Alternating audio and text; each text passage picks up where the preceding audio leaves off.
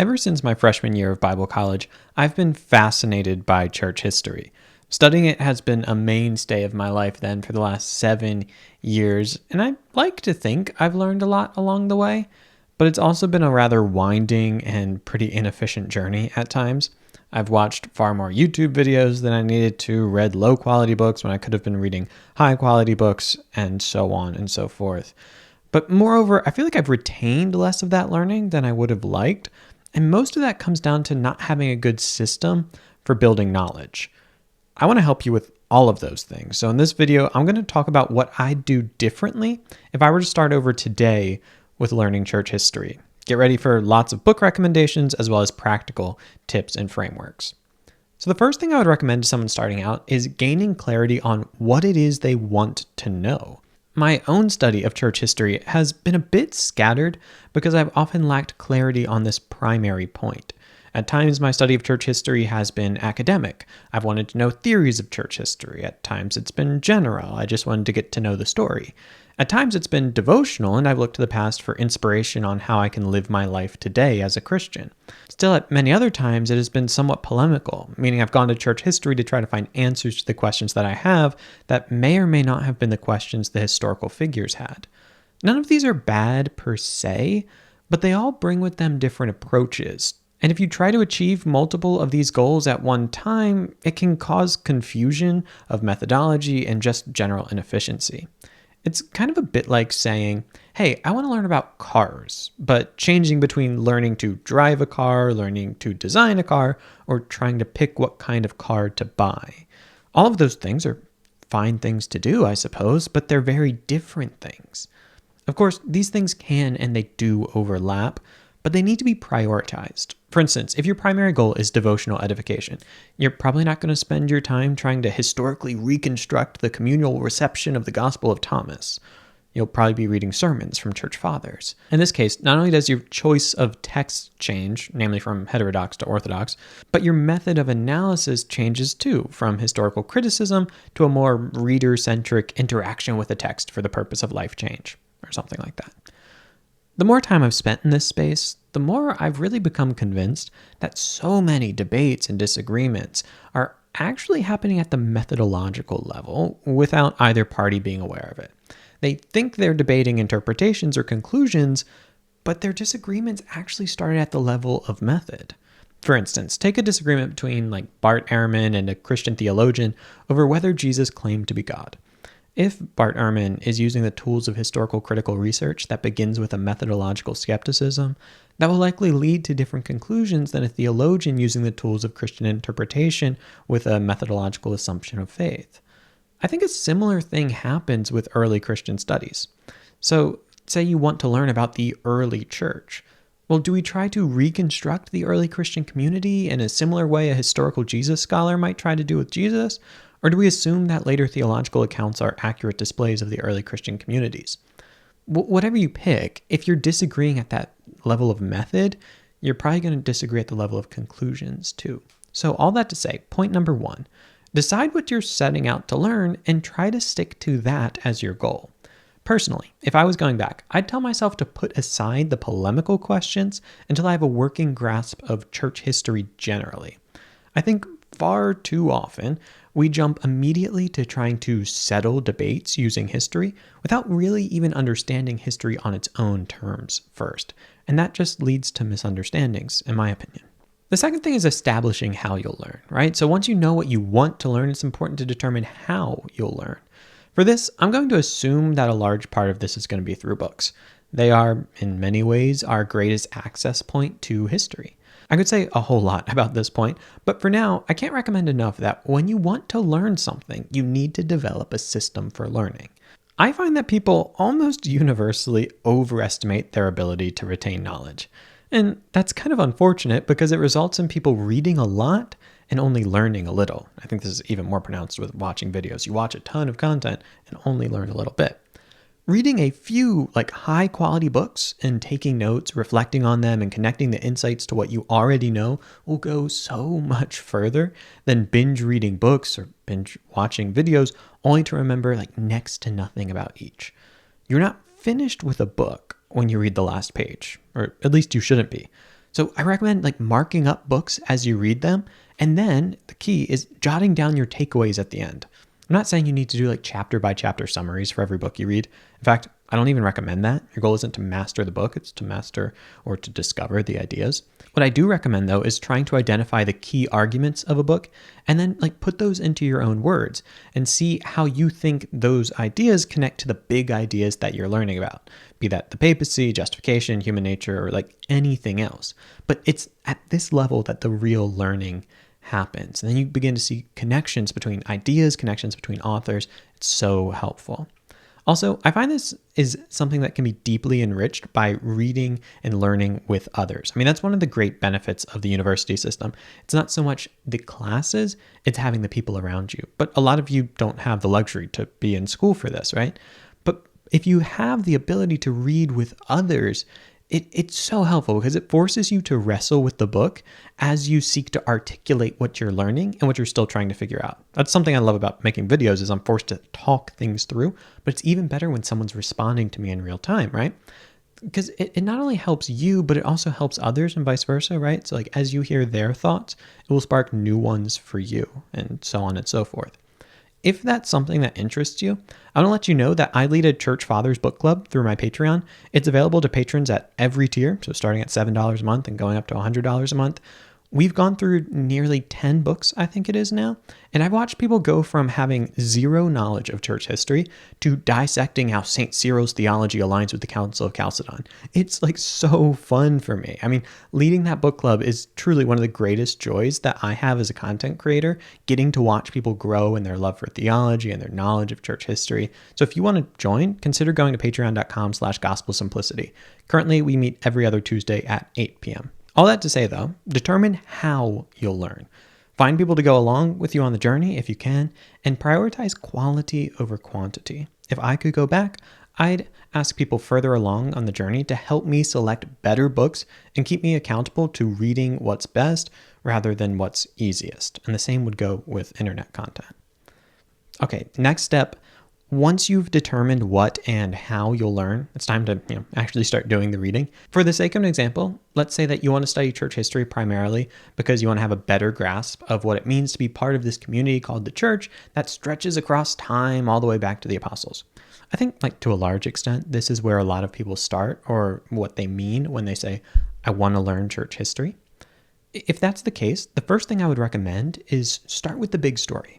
Often you'll hear people talk about the importance of reading the primary sources, and that is important, but I don't actually think that's where you should start. Let's go back to our car analogy. Reading the primary sources is like getting intimate familiarity with the function of the transmission or any other discrete part of a car. That will be vital at some point. But if you don't yet know how to situate a transmission within the larger context of the engine and whatever else is in cars, it's not going to be very helpful. You need to know the nature and function of a car. And if you don't, learning about the transmission will only be of limited utility for you. In the same way, when you first want to learn church history, I suggest by getting your hands on a good 1-volume church history. Now, that's not going to make you an expert on church history, and by nature of being a 1-volume source, it's going to leave out a lot of detail. I mean, we're talking 2,000 years of history, and it's hard to get more than 1,000 pages between a binding, right? So that's okay, though. The goal here isn't to become an expert. You're just looking to know how the story flows and who the main characters are in that story. There are a lot of good books in this category, I'd say, and I'm inevitably going to forget a lot of them. At the most accessible level, you could try something like Bruce Shelley's Church History in Plain Language. It pretty much delivers on what the title says. At the other end of the spectrum, more scholarly, a lot longer, will be something like Diarmaid McCulloch's A History of Christianity. In between those, and with the special merit of giving equal attention to the East and the West, will be David Bentley Hart's The Story of Christianity. A whole lot more could be added to this list, but for now, you're looking for something that provides you with the basics in a relatively readable fashion. As an aside on the basics, I'm assuming you already possess a good knowledge of Scripture. Reading church history without understanding Scripture will make little sense. Even if you were a secular academic, you'd still need to have a working knowledge of the Bible to study church history, seeing as that will be what all the church fathers are talking about in their primary texts. So don't skip this step. Luckily for me, as I reflect on my own journey, This was kind of built into my academic study of church history during my undergrad, so there's not too much I would change here personally. But I would really recommend start with the big picture so you know who it is that you're engaging and where they fit in the big story. Okay, next, finally, we're going to get to the church fathers. So after you get a sense of the big picture, the big story, it's time to read the primary sources. Now, if we're keeping in mind that our goal is just to get to know this thing called the church as it's existed over time, if that's our goal, I would recommend starting at the start, which means beginning with the Apostolic Fathers. So these are the writers in the first 150 years or so of Christianity, and their writings form a collection that's about the size of the New Testament. If you can read the New Testament, you can read their writings. Most, admittedly not all, of these writings are conceptually pretty easy to grasp. You've got a lot of letters, they're pretty short. You can definitely handle it if you can handle the New Testament. The next chronological step would be to look at the apologists. Here you have figures like St. Justin Martyr, St. Clement of Alexandria, Tertullian, and Origen. These writers come slightly later and also are trying to do something a little different. They're trying to show how Christianity can make sense to educated Greek audiences, specifically using a lot of philosophy. They are conceptually more difficult writings, and you'll notice that not all of those authors are saints. They're all important to the development of Christianity, but depending on your goal, your mileage may vary with them. After Christianity was legalized in the early 4th century, the literary output of Christians explodes. At this point, you're just going to have to give up on trying to read everything from a given period. There's just too much. Here it becomes much harder for me to give you, or even myself, clear advice. I mean, you could choose writers based on their significance to the development of Christian theology. In that case, you'd probably read the figures who had the most influence on conciliar theology, conciliar Christology. So you'd have Athanasius and the Cappadocian Fathers, Basil, Gregory of Nazianzus, and Gregory of Nyssa for Nicene theology, the theology of the Council of Nicaea, right? This is when we're beginning to hash out how we talk about the Trinity primarily. Then you could go to St. Cyril of Alexandria and St. Leo for Chalcedonian theology, as we're talking about the person of Christ as fully human and fully man. Those are kind of some of the big figures there, and Chalcedon's the council that hammers that out. After that, you could look at someone like St. Maximus the Confessor for the wills of Christ, as that becomes the next debate at the Third Council of Constantinople. And then, finally, to kind of round out your 7 ecumenical councils, your theology of the first millennium, you could look at someone like St. John of Damascus for icon veneration, which was debated at the Second Council of Nicaea. Also, to add to this great man, kind of who are the big hitters, you would have to put Augustine in there, right? I mean, he's required reading for anyone wanting to understand the history of the West, theologically or otherwise. But even with someone like Augustine, I mean, his complete works are, I don't even remember, it's 20, 30 volumes. He's written a ton. So you're going to have to be selective. There are dangers with this approach, though. While it gives you the heavy hitters, it is something of a history of the victors and of great men. It doesn't necessarily give you the on-the-ground experience of average Christians in this time. So whether you're interested in the history of theology, like a history of ideas, or the history of Christian life, is going to make a difference here, right? So are you going to take this great man approach, or are you going to look at the letters, material history, and scholarly reconstructions of Christian life in this period for what it looks like for an average everyday person? I'm not here to say one is better than the other. They're really just different disciplines, different approaches, but it is good to be aware of what you're doing and what blind spots that might cause. So you might know the ideas of the big famous theologians, but you might have to recognize that comes at the cost of, I don't really know what, Christian life was like for the average Christian in Ethiopia at this time. And that's fine. Or you could kind of do the opposite. You could know the average everyday life of Christians, but you might have to recognize that might have been at times out of step with what the hierarchy thought. Again, just kind of two different things, but be aware of what you know and what you don't know. Which brings me to my next point. At some point, becoming aware of your blind spots and the need to put together all this information, it might cause you to realize that you're in need of some type of framework for interpreting what you're reading. Early on, it might just be like, oh yeah, I just know what these people thought. But then you've got just a lot of data. You're realizing that your data is kind of selective. And so you're trying to figure out how I form this into some coherent picture. And this is going to bring us to the land of historical theory. Now, admittedly, this is a touch academic, and I won't assume everyone has the time or the need to explore this area. But if you're interested in making this more of an academic study, again, that's only a subset of you, then becoming conversant in theory is going to help. For my own part, I would have put more emphasis on this earlier, but that's only because I was also discussing these things publicly. So if you're going to wade into debates, understanding historical theory is really going to help. If you're not, and maybe you shouldn't, you can wait a little longer on this. In the domain of historical theology, two key works stand out for me. First, you have St. John Henry Newman's An Essay on the Development of Christian Doctrine, which gives you a theory on how to make sense of the evolution of Christian thinking over time. On a similar note, but from a Protestant perspective, are Philip Schaff's The Principle of Protestantism and What is Church History. Both of those also try to make sense of change over time, which is, of course, a critical theme of history. At a more just historical level, you could look at Sarah Mazza's Thinking About History, and there's a lot more that can be said just about the discipline of history generally. But again, this is going to get academic. If I could go back, I'd prioritize reading at least Newman and Schaff before reading any other apologetical books based on church history.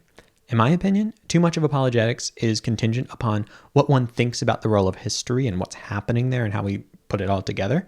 And too often, this type of thinking, this level of thinking, is either absent or just entirely implicit, which causes confusion.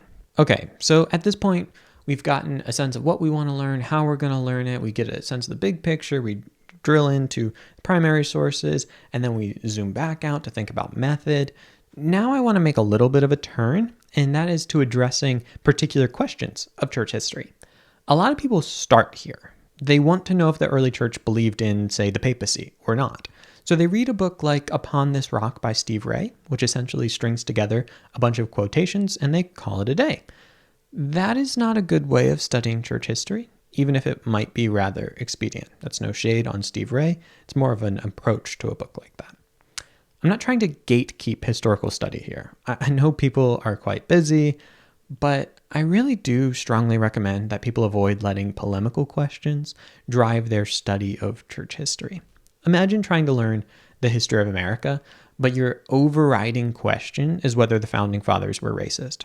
That might be a worthwhile question, but if it's the only question you ask before having any familiarity with American history, you're likely going to walk away with a rather skewed picture of things because everything has been filtered through that one question. Likewise, when we investigate church history, one of the first things you're likely to find is that your questions aren't the church fathers' questions. And you'll be a pretty lousy conversation partner with them if you insist on repeating your questions at every turn when they're trying to answer something else entirely. So first, I really recommend let the fathers speak for themselves on their own terms, right? Only once we understand them on their terms, addressing the questions they're concerned about, should we return with our own questions. Once you're investigating a particular question, you're likely going to go through this cycle of primary and secondary sources and back and forth.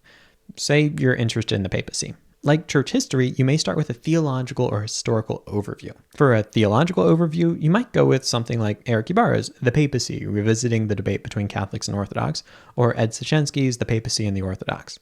For a historical overview, you might go with John O'Malley's A History of the Popes or Eamon Duffy's Saints and Sinners. Whether you choose to look through the lens of historical theology, namely how people have thought about the papacy, or church history, namely how popes have acted, you'll get a sense of the big story with one of these one-volume overviews. Then you'll want to go back to the sources, right? And see for yourselves and see what you make of it. Then you might narrow in on one question, though, at which point you'll bounce back to secondary sources before going back to primary sources. And this is going to just keep repeating as you go narrower and narrower. Think of it like this spiral going down. And again, my advice to myself at this level would have been to put this off for a lot longer. I get it. There's only so much time in the day, and you want to answer the questions that you have. But I think for me, it led to me looking for the fathers to give me answers to questions that they're not always naturally answering. And I feel like the longer time I just spent with the fathers, especially in that book club, the more I got a sense of what are they concerned about. And that gives me a sense of perspective, right? So it's not that they can't answer my questions, but it does tell me that maybe the things that they're interested in are different. Then when I come back with my questions, I feel like I know them on their terms a bit better. And so I have a better sense of how I can investigate this. I'm not saying I've done that perfectly or that I have it figured out, but that's the kind of advice I'd give myself. My final piece of advice would be to continually evaluate what you know, and with that, perhaps even more importantly, what you don't know. There's this famous idea, you've maybe heard of it, called the conscious competence learning model. So in this, you go from unconscious incompetence, you don't know what you don't know, to conscious incompetence, you know what you don't know, to conscious competence, you know what you know, to unconscious competence. Basically, you know it and you don't even realize it. Like it's like riding bike, it's second nature. Okay. I think this is a helpful tool for a discrete task like learning to ride a bike. But at the same time, when you apply it to something massive like church history, you may go from unconscious incompetence in one area all the way to unconscious competence, but along the way, you see countless new areas of study opening up where you're just left at conscious incompetence. So in layman's terms, like think of this like you're going down a path, and maybe you traverse that path all the way to the end, but along the way, you become aware that there's all these paths that splinter off, and all you know about them is the fact that you haven't walked down them, but they do exist. I think it's helpful then, if we think about church history in this way, to adopt the posture of a lifelong learner. As you go, you're going to become continually aware of all that you don't know.